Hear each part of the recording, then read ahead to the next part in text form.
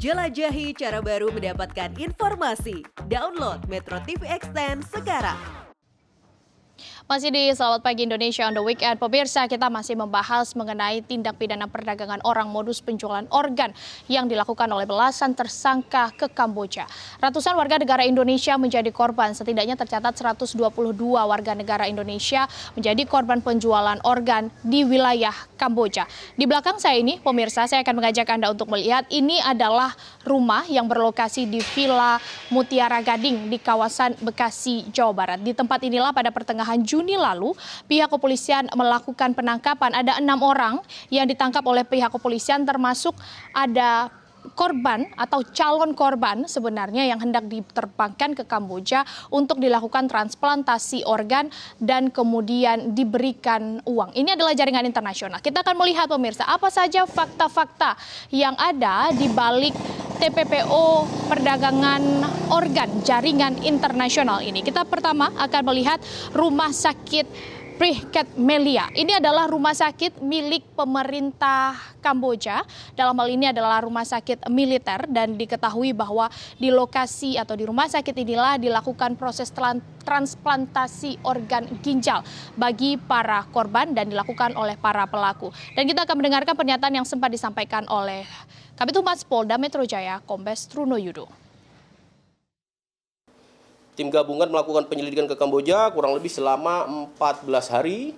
Kemudian didapat informasi di salah satu rumah sakit pemerintahan Kamboja, yaitu Prihket Melia Hospital. Ini diduga dilakukan proses transplantasi organnya. Ya.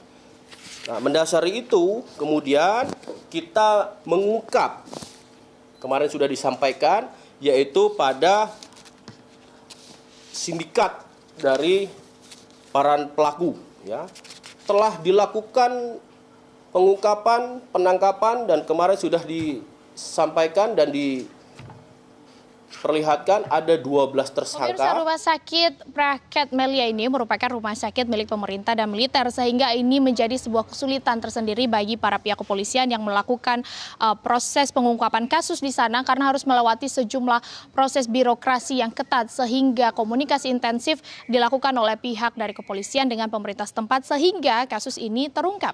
Kita akan melihat fakta yang kedua di balik TPPO ini.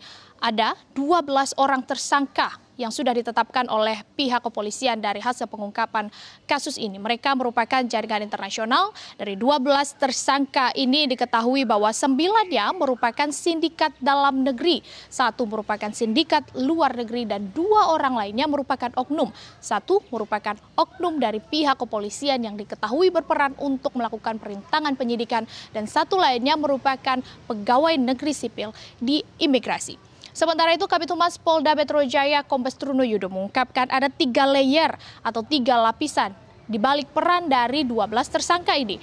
Peran yang pertama dilakukan oleh penghubung dengan rumah sakit. Mereka bertugas untuk menampung para korban dan juga menghubungkan dengan pihak rumah sakit yang ada di Kamboja. Layer yang kedua dilakukan oleh tersangka yang melakukan jaringan di dalam negeri. Mereka melakukan perekrutan dengan menggunakan media sosial Facebook, mengajak para korban dan kemudian mengurus berbagai dokumen, termasuk dokumen untuk paspor hingga dokumen kesehatan untuk diserahkan ke Kamboja. Layer yang ketiga ini adalah para koordinator. Mereka inilah yang kemudian berperan untuk melakukan perekrutan. Dan kemudian mereka melakukan transplantasi bagi para korban ini dan meminta uang dan memberikan uang tentunya kepada para korban. Selanjutnya kita akan melihat fakta yang ketiga, pemirsa, dari segi korban. Jika tadi ada 12 orang yang menjadi tersangka, untuk korbannya ada 122 warga negara Indonesia. Mereka melakukan transplantasi organ ginjal ini di Kamboja, di mana para penerimanya berasal dari berbagai negara. Ada dari India, China, Singapura, Malaysia, dan para korban ini dijanjikan uang 200 juta rupiah. 165 juta diterima oleh korban, 35 juta diberikan kepada para perekrut. Fakta yang keempat, pemirsa, kita akan melihat bahwa ternyata pelaku adalah korban. Artinya para perekrut ini sebelumnya merupakan korban yang kemudian bertransformasi menjadi pelaku. Hal ini juga disampaikan oleh pihak dari Direskrimum Polda Metro Jaya, Kombes Polisi Hengki Haryadi, bahwa para perekrut ini merupakan transformasi dari korban yang sudah melakukan penjualan ataupun transplantasi organ sebelumnya. Kita dengar pernyataan berikut ini. Tim gabungan dalam hal ini Polda Metro Jaya, kemudian di bawah asistensi dan di backup dari Bidung Baris Krim Polri telah menetapkan 12 tersangka. Dan dari 12 tersangka ini 10 merupakan bagian daripada sindikat, di mana dari 10 ini 9 adalah mantan pendonor.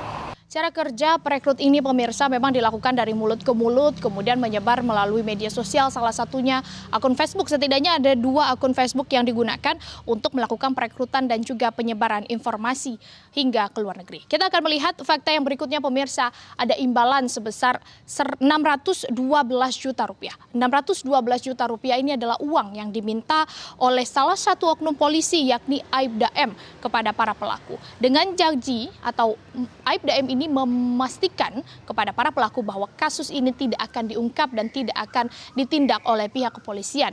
Uang 612 juta harus diserahkan. Namun kemudian pihak kepolisian berhasil mengungkap kasus ini. Aibda M meminta dan juga memerintahkan para pelaku ini untuk menghilangkan HP mereka atau menghilangkan handphone mereka sehingga tidak bisa dideteksi oleh pihak penyidik. Namun akhirnya berhasil diungkapkan dan Kapolri Jenderal Listio Sigit Prabowo menjanji bahwa nanti oknum dari polisi ini yakni Aibda M ini akan ditindak secara tegas. Selanjutnya pemirsa, ini adalah fakta terakhir yang akan kami sajikan bahwa ternyata ada omset sebesar 24,4 miliar rupiah dari tindak pidana perdagangan orang dengan modus penjualan organ sindikat internasional ini. Total pendapatan ini diperoleh dari 122 korban sejak 2019. Polisi menemukan ada 14 orang yang melakukan operasi transplantasi ginjal di Kamboja namun kemudian berhasil digagalkan. Mengingat waktu itu pihak kepolisian mengakui bahwa cukup banyak rintangan yang dihadapi sehingga membutuhkan waktu lama dan para pelaku yang sudah berada di Kamboja kemudian mendengar bahwa akan dilakukan penegasan atau melakukan tindakan, maka mereka kemudian segera kabur melalui Vietnam dan menuju Bali. Namun akhirnya berhasil diungkap oleh pihak kepolisian.